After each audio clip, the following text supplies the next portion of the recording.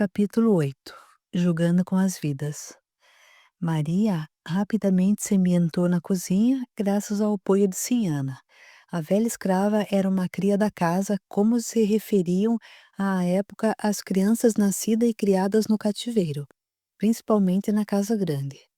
Fora praticamente adotada pela mãe de André e acabara sucedendo aquela pessoa tão estimada nos afazeres domésticos, herdando o mesmo estilo, a mesma bondade de alma. Apesar de sua doçura, Ciana era bem rígida quanto ao cumprimento dos deveres, exigia respeito e dedicação em seu pequeno território. Assim, poucas pessoas tinham a liberdade de transitar por ali com a sua aprovação. Nisso era totalmente apoiada pela matrona, Dona Teresa. Dessa maneira, a exemplo de André, era uma das pessoas contra a qual Matias nada podia fazer, o que fazia dela uma desafeta do feitor. Diferentemente de André, esse sentimento era recíproco por parte dela em relação ao feitor. Em razão disso, as primeiras incursões de Matias na conquista da nova escrava foram de pronto repelidas por Ciana. Ela foi clara, como era de seu feitio, com a auxiliar. Não quero esse mutreco por aqui. Não trarei esse problema para você, respondeu, sem ressentimentos, a interpelada. Se quer se meter com esse traste, que o faça bem longe da minha cozinha. Nada tenho contra suas escolhas, mas deixo claro que aqui ele não entra a não ser acompanhado pelos patrões. Você sabe que envolvimentos com gente dessa laia sempre dá em prejuízos. Suas palavras duras espantaram a auxiliar, que nunca tinha ouvido nada assim por parte de Sinhana, mas demonstravam preocupação da velha escrava com o futuro da moça na fazenda. Maria agradeceu e compreendeu o recado, até porque gostava muito de Sinhana e se sentia bem na nova função. Não contestou em nada às advertências recebidas, mas no íntimo sabia que se envolveria com Matias. Fazia parte de seus desejos e via nisso tudo amplas possibilidades de lucros em vários aspectos. A princípio, tão logo o dia ia se encerrando e obtinha a dispensa das obrigações por parte de Ciana. Apesar dos insistentes convites da velha escrava para que passasse a residir num dos cômodos da casa grande com ela, Maria voltava a dormir na senzala por dois motivos. Primeiro, pelo apego a Ana e pela amizade a essa nova amiga, com quem se sentia em casa. E, depois, para estar ao lado de Maurício, visto que o romance crescia cada vez mais. Ele estava apaixonado, com o coração entregue à amada. Ela tinha nele todos os desejos satisfeitos, mas não estava exatamente apaixonada. Logicamente, pela sua vaidade feminina, para elevar mais ainda seu ego, não abria mão da presença daquele que era um sonho da maioria das escravas daquela fazenda. No entanto, com os constantes assédios de Matias, logo teve de alterar sua rotina. Não aceitava o convite de Sinhana por não querer ter mais alguém controlando seus passos. Vencida pelo cerco promovido por parte do feitor, acabou por ceder em pouco tempo, justificava a Ana e ao namorado que não retornaria mais todos os dias em razão dos compromissos cada vez maiores na cozinha. Doravante afirmou aos dois passaria a vir 3 vezes por semana pernoitar na senzala. O envolvimento com o feitor ia ficando cada vez mais forte. Dormia no quarto dele, em local mais afastado da casa grande. Não mencionou nada a quem quer que fosse a respeito de onde dormiria e até saía do serviço um pouco mais tarde para não despertar suspeitas. Assim, Ciana imaginava que a rotina dela continuava a de sempre. Todavia, num local como aquele, pequeno e com vigias que transitavam à noite por toda a propriedade, não seria por um longo tempo que a moça teria o seu segredo preservado. Eu acho que você deveria se afastar de vez da senzala e definitivamente se fixar por aqui, declarou Matias, que sabia de tudo e vivia claramente movido por ciúmes e receio de perdê-la. Assim, forçava a jovem a assumir o romance entre ambos. Você sabe que eu não posso. Essa foi claramente uma das condições que impus. Tenho minhas ligações com meu povo e não posso abandoná-la por agora. Ah, sim, ironizou o feitor. Não consegue ficar longe do seu escravo? Não tem tudo aqui comigo? Não se trata disso. Por que abandonaria de vez meus amigos? Não sei o dia de amanhã. Quem me garante que um dia ou outro eu deva voltar para lá? Não sou dona do meu nariz. Você se esquece disso? Você sabe que isso não irá acontecer. Primeiro, porque eu protejo você, e se quiser, até peço ao patrão uma casa para você morar comigo. Nada disso. Com essa sua proposta, não deixo minha condição de escrava. Sem liberdade, de que adianta? Claro que continuo escrava. Por mais que eu queira livrá-la, eu não posso fazer isso. Quando muito, precisaria guardar dinheiro para comprar sua liberdade, mas isso demanda um longo prazo. Mas não. Quando eu estiver velha e acabada, de que adianta? Melhor ficar nesta vida e, já envelhecida, assumir lugar de Sinhana, disse com sarcasmo. Se ao menos fosse de imediato, até pensaria com carinho. Matias coçou a barba preocupado. Normalmente, quase tudo seguia dentro de seus propósitos. Respeitava e muito o patrão, mas em muitas ocasiões até a ele conseguia manipular. Todavia, naquele momento estava debaixo da sola do sapato de 3 mulheres, mais incrível que parecesse. Maria Auxiliadora era paixão selvagem, mas o feitor sabia que, ao menor descuido, ela demandaria dali. E o suposto grande trunfo de que era ele quem a protegia acabou caindo por terra com a interferência da segunda pessoa que era um entrave permanente em sua vida. Sinhana tinha a moça como sua pupila, e era melhor nem se indispor com a negra, que era uma pessoa muito estimada por Dona Teresa. Esta, a terceira mulher com quem ele nem pensava em criar complicações. Assim, o argumento mais poderoso se esvaía, e a esperta Maria Auxiliadora sabia disso. Teria de encontrar uma saída urgente para segurar a amante. Por enquanto, restava a ele se contentar com a presença de Maria Auxiliadora em seu quarto, 3 ou 4 vezes por semana, trazendo vida às suas noites. Mas o sonho dele era muito maior. Em relação ao rival, no amor da escrava, até evitava qualquer contato. Ele, Maurício, nada sabia. Assim, Matias mantinha a calma. Para que criar problemas? Poderia até criar alguma situação e incriminar o rival, afastando-o de vez do seu caminho, mas ao mesmo tempo pensava, era algo arriscado piorar as coisas. Como o rapaz cumpria suas obrigações a contento, melhor deixar tudo como estava e aguardar. Aprendera em suas constantes lutas pela vida que a paciência era uma virtude fundamental nas grandes vitórias. Mais um dia, menos dia, a escrava aceitaria sua proposta. E assim, Maria Auxiliadora levava aquela vida dupla, iludindo e controlando os 2 pretendentes. Sinhana, que não era ingênua, percebera o jogo da garota, mas, como essa se portava de forma correta nos trabalhos, não causando o menor problema, optou por não interferir. Entendia que, na flor da mocidade, era até natural aquilo. Não sabia dos detalhes em relação à vida dela na senzala, até porque Maria somente se referia a Ana como sua grande amiga. Porém, no tocante ao envolvimento da auxiliar com Matias, quase toda a fazenda sabia com o passar do tempo, como não poderia ser diferente. Dessa forma, Ciana via que a menina brincava com fogo, mas percebera sua personalidade forte e tinha em mente o seguinte: ela não é uma criança, não me causando aborrecimentos no trabalho, nada posso nem devo fazer. Com o tempo, como os boatos chegaram até a senzala, a amiga Ana aconselhou Maria Auxiliadora: evite problema e abra o jogo com o Maurício. Calma, Ana, respondeu com segurança. Tudo no tempo certo, já tenho novos planos e nada foge de meu controle. E tinha mesmo.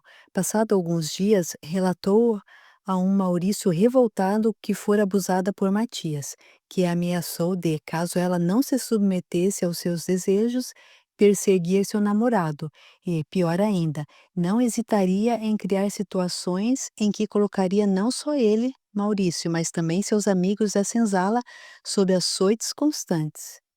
Fizera tudo aquilo por ele, aliás, fazia, mas tinha um plano para eliminar o feitor.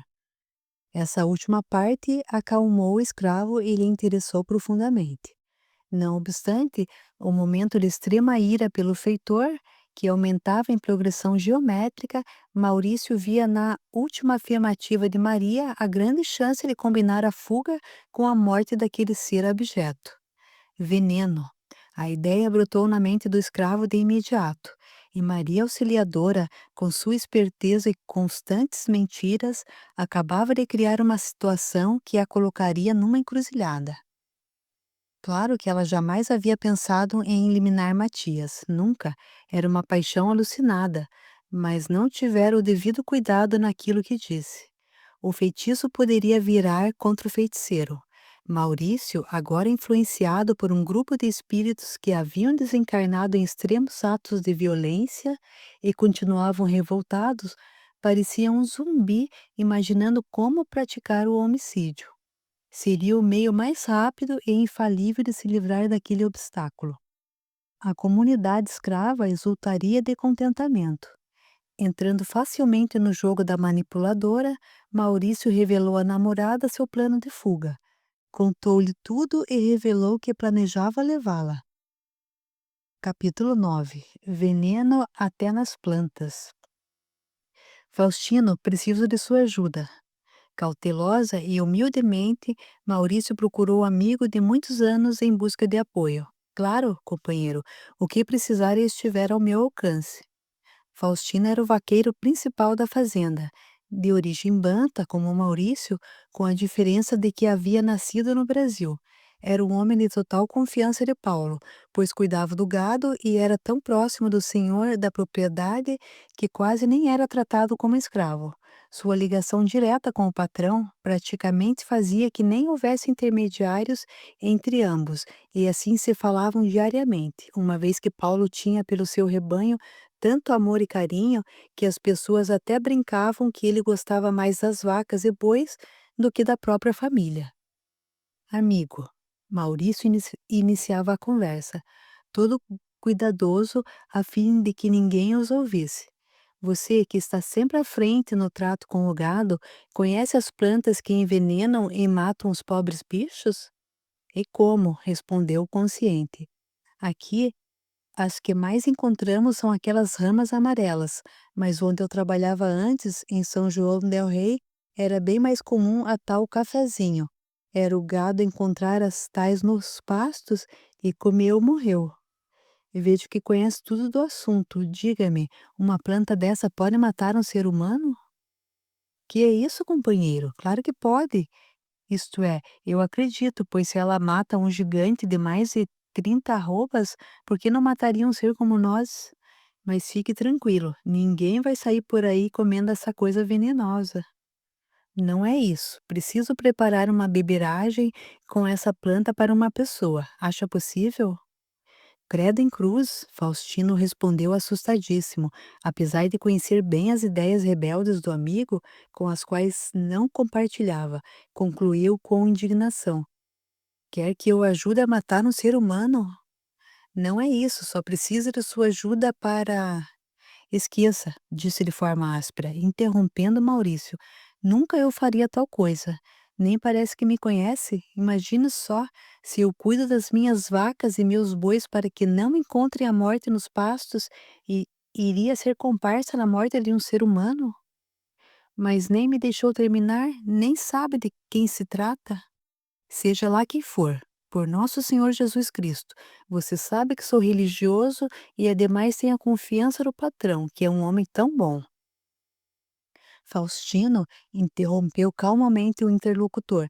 Não se preocupe com relação à sua pessoa.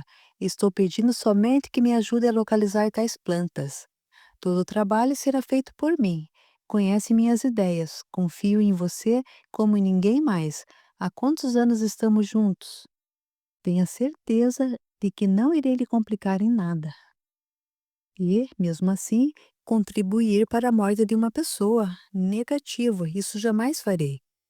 Por mais consideração tenha eu por você, pode pedir o que quiser, mas isso nunca. Vem, amigo.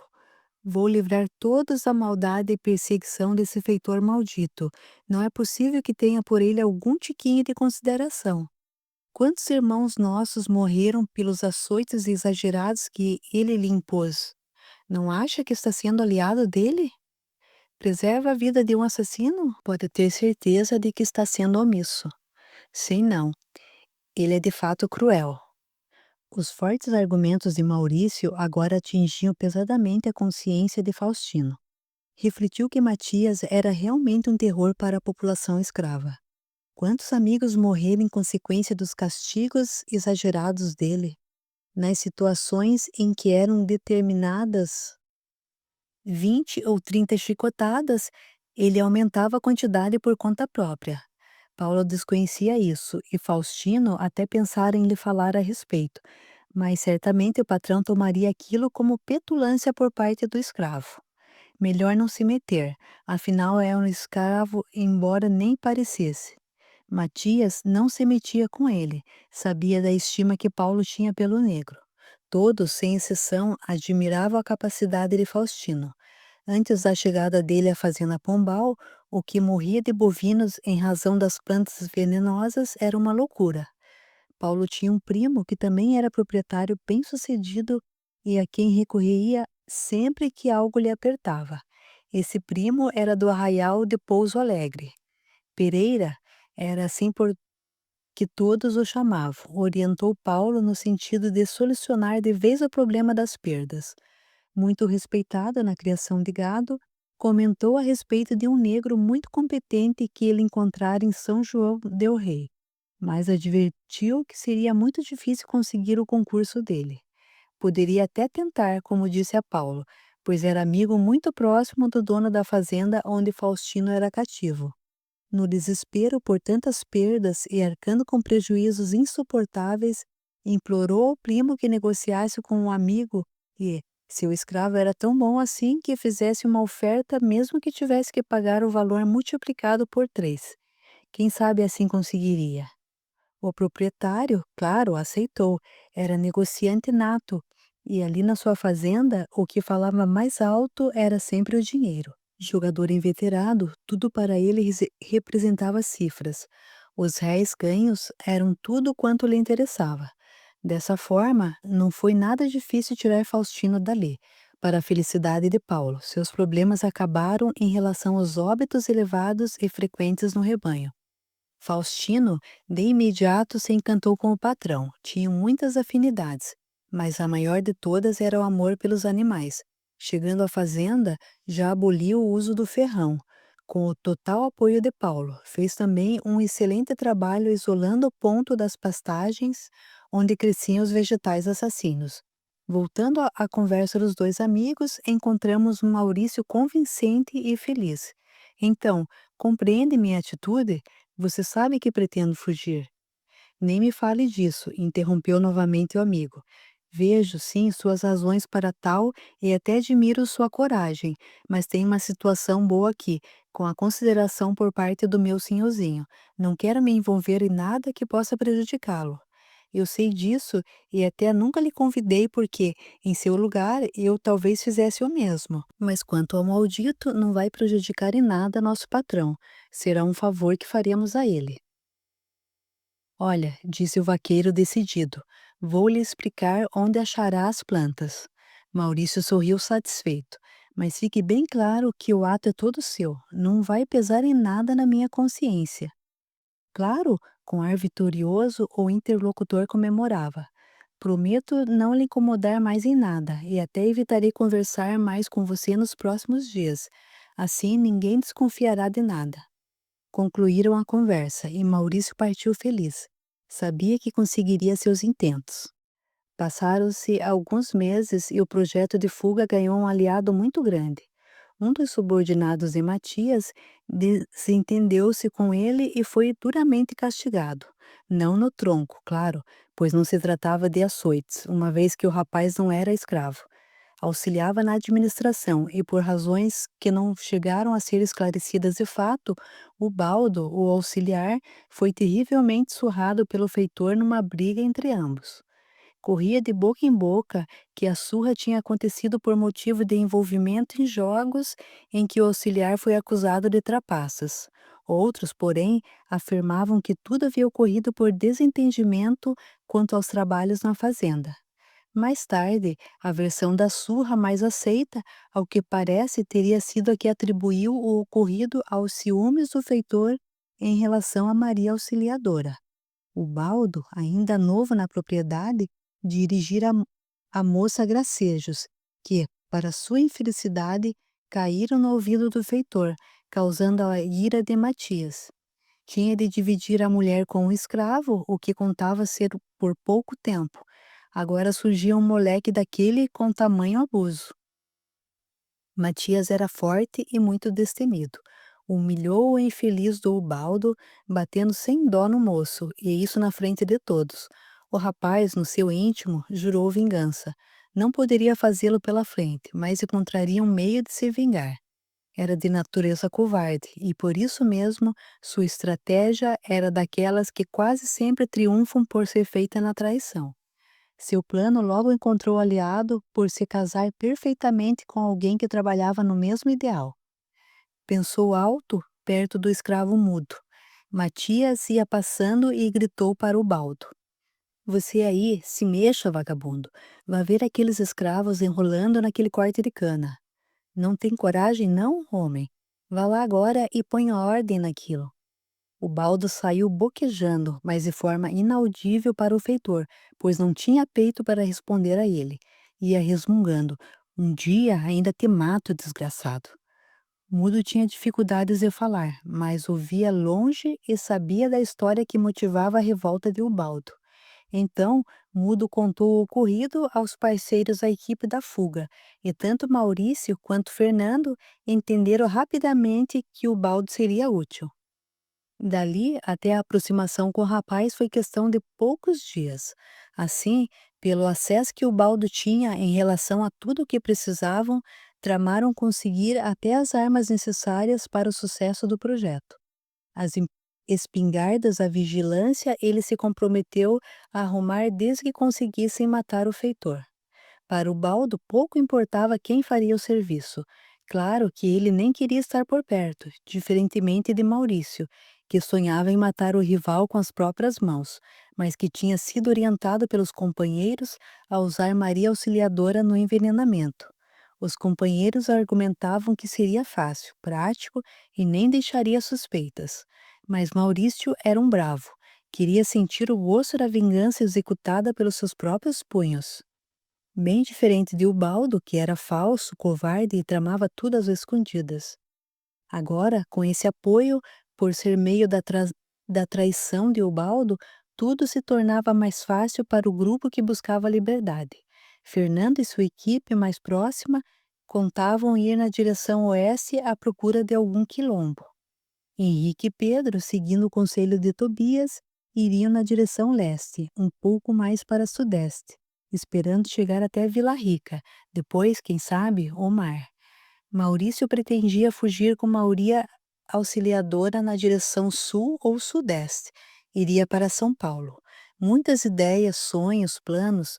Agora, com a ajuda de um componente da direção da fazenda, tudo seria facilitado. Além das armas, ele poderia conseguir cavalos. Tudo ia muito bem, mas foram advertidos por Tobias, do alto de sua experiência, que se tornara uma espécie de consultor para o grupo. Ele comentou: "Cuidado com traidores", aconselhou se referindo a Ubaldo.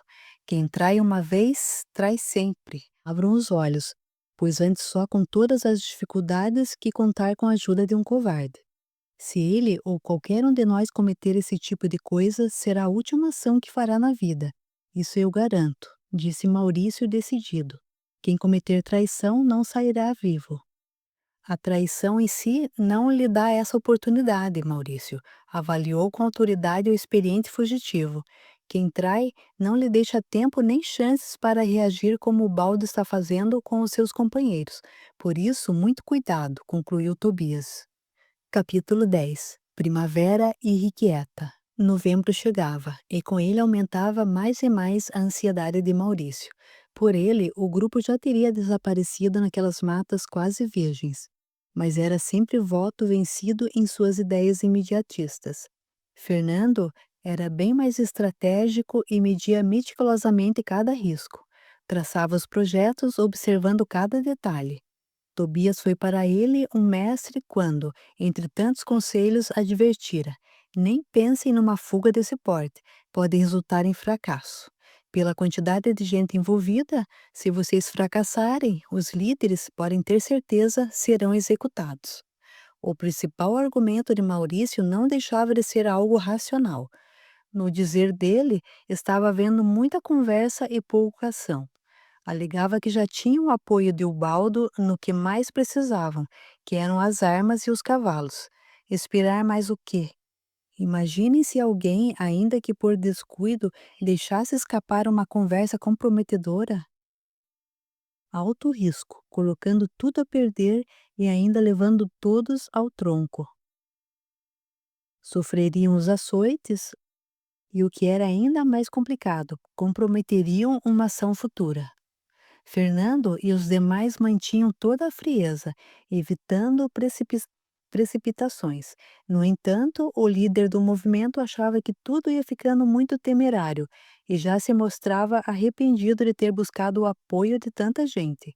Na sua mente passava a ideia de que sozinho já estaria longe e levando sua amada. Aliás, ela, Maria Auxiliadora, era outro ponto de discórdia no grupo. Maurício evitava o quanto possível envolvê-la em qualquer ação, mas para todos ela seria o ponto-chave no sucesso da trama. Sendo bem-sucedida a sua participação, Matias estaria eliminado e sem precisar disparar um só tiro. Unanimemente pediam a participação dela numa próxima reunião. Isso contrariou muito Maurício, que entendia, e com razão, tratar-se de um fator de alto risco.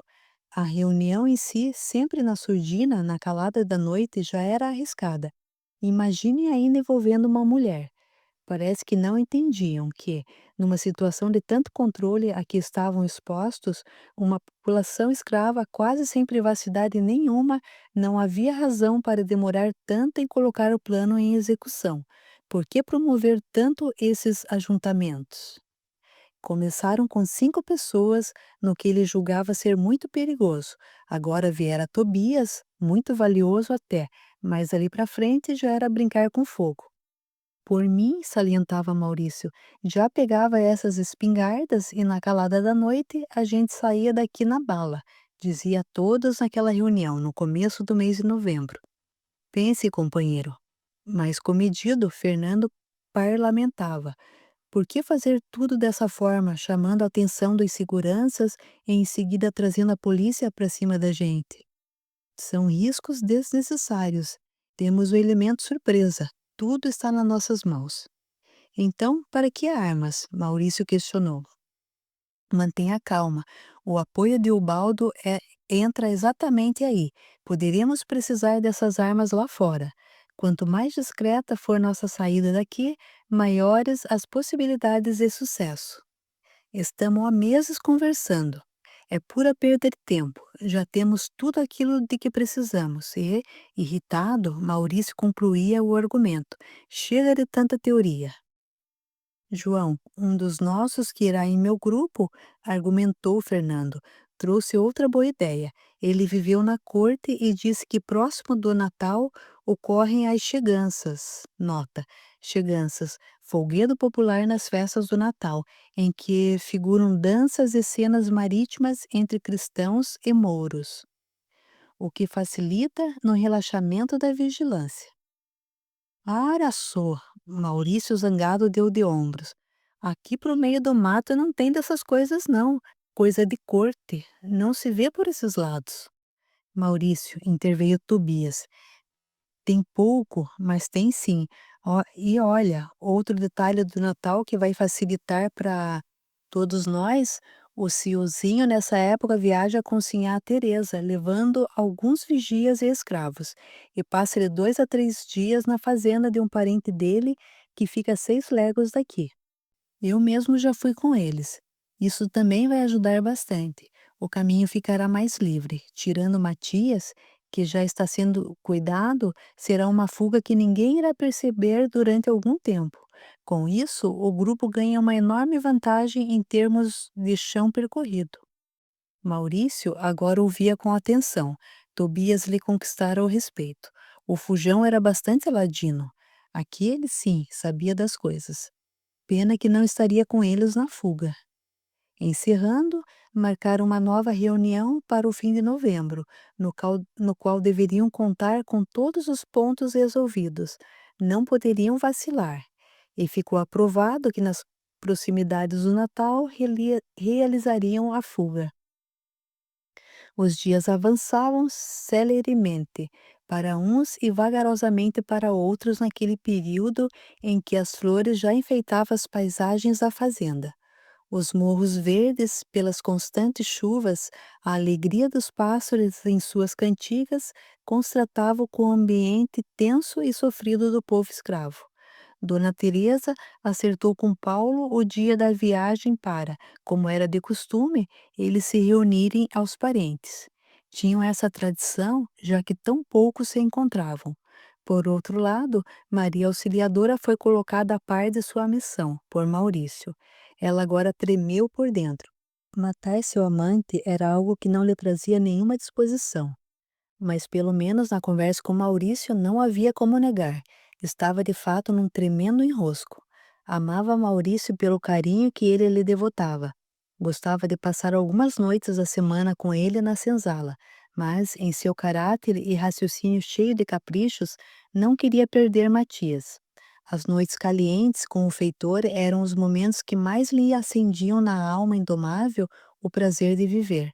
O que fazer agora? Preocupada, pensava consigo. Onde fui me meter? Matias prometera comprar-lhe a liberdade.